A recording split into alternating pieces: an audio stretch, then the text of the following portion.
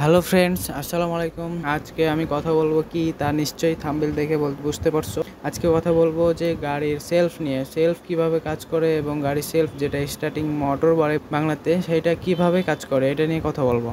আমরা গাড়ি যদি স্টার্ট করি তাহলে ইঞ্জিনের বড় একটা ফ্লাই হুইল থাকে, ওই ফ্লাই হুইলটিকে ঘুরতে হবে যদি আমরা গাড়ি স্টার্ট দিই, অথবা গাড়ি স্টার্ট হবে না। আর এত বড় ফ্লাই হুইলটিকে ঘোরানোর জন্য অবশ্যই ব্যবহার করা হয় হচ্ছে মোটর। মোটর মানে সেলফ, আমরা যেটা সেলফ বলি সেটাই হচ্ছে স্টার্টিং মোটর। সেই মোটর বা সেলফে থাকে হচ্ছে একটি পিনিয়ন। সেই পিনিয়নটা ফ্লাই হুইলের সাথে কানেক্ট করা থাকে। যেহেতু ফ্লাই হুইল এর গিয়ারের টিথ বেশি এবং মোটরের কম, সেই অনুপাতে গিয়ারের রেশিও বেশি থাকে।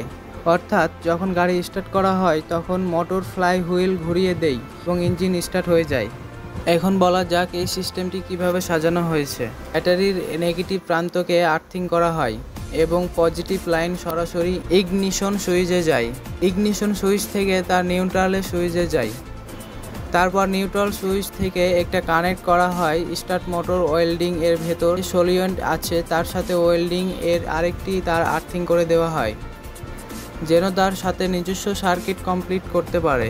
এখন এই সলিন এডের সাথে দুইটি হাই টেনশন কানেক্ট থাকে, যার সাথে কানেক্ট হবে হাই টেনশন কেবল।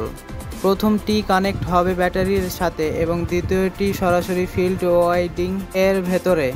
এখন এই ফিল্ড ওয়াইন্ডিং এর সাথে ব্রাশ সিরিজের কানেক্ট হবে এবং ব্রাশ এর দ্বিতীয় তারটি আর্থিং করা হয় যাতে করে এটিও ব্যাটারি এর সাথে সার্কিট কমপ্লিট করতে পারে। তারপর স্টার্ট মোটর এর সেন্টারে যা মাঝে যে কানেক্ট হয় তার ওপরে একটি আর্মেচার মাউন্ট করা থাকে, আর আর্মেচার ভেতর কন্ডাক্টর গুলো থাকে। এই কয়েল গুলোর সাথে কানেক্ট হয় কমিউটেটর, যা ব্রাশ এর সাথে কানেক্ট থাকবে। এরপরে আসবে সেই পিনিয়ন যার সাথে ওভার রানিং ক্লাচ লাগানো থাকে, আর এই পিনিয়ন অপারেটর করার জন্য একটি লিভার দেওয়া থাকে যা সালিয়েন্ট এর সাথে কানেক্ট থাকে। এই পুরো অ্যাসেম্বলিটি ফ্লাই হুইলের পাশেই থাকে, কেননা যখন স্টার্ট করা হয় এটি যেন ফ্লাই হুইলের সাথে কানেক্ট হতে পারে। এবার বলি এটি কিভাবে কাজ করে। ব্যাটারি এর নেগেটিভ টার্মিনাল সিস্টেমের সার্কিট কমপ্লিট করতে কাজে আসে। যখন ইগনিশন সুইচের চাপ দেওয়া হবে তখন ব্যাটারি থেকে লো কারেন্ট যাবে নিউট্রাল সুইচে। নিউট্রাল সুইচ চেক করবে গাড়ি নিউট্রাল আছে কিনা।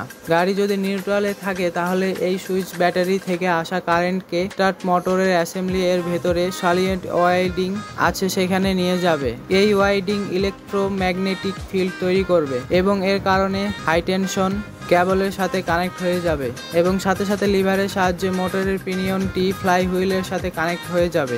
এখন সালিন এডের কারণে হাই টেনশন কয়েল বন্ধ হওয়ার জন্য ব্যাটারি থেকে হাই কারেন্ট মোটরের ফিল্ড ওয়েল্ডিং যায়। ফিল্ড ওয়েল্ডিংটি ম্যাগনেটিক ফিল্ড জেনারেটর করে এবং ওখান থেকে কারেন্ট ব্রাশ করে এবং ওখান থেকে কারেন্ট যাবে ব্রাশে। ব্রাশ থেকে তা কমিউটেটর এ যাবে। তারপর মোটর এর আর্মেচার ঘুরতে থাকবে, ফলে over running fly wheel torque pass করবে এবং ফ্লাই হুইল ঘুরতে শুরু করবে, আর তখনই গাড়ি স্টার্ট হবে। তারপর ইগনিশন সুইচ বন্ধ হওয়া মাত্রই সালিয়েন্টের আগের জায়গায় চলে আসবে। এর কারণে মোটরের পিনিয়ন ফ্লাই হুইল থেকে বিচ্ছিন্ন হয়ে যাবে এবং high voltage current circuit break হয়ে যাবে। এর কারণে মোটর ঘোরা বন্ধ হয়ে যাবে এবং ফ্লাই হুইলের টর্ক মোটরে আর যাবে না। অর্থাৎ এখানে বোঝা যাচ্ছে ইগনিশন সিস্টেম সালিয়েন্ট কে কন্ট্রোল করে আর এই সালিন এড স্টার্টিং সিস্টেমকে কন্ট্রোল করে। এভাবে আমাদের গাড়ির সেলফ কাজ করে এবং গাড়ি স্টার্ট হয়। আমার ভিডিওটি ভালো লাগলে সাবস্ক্রাইব করবেন, পাশেই থাকবেন। ধন্যবাদ।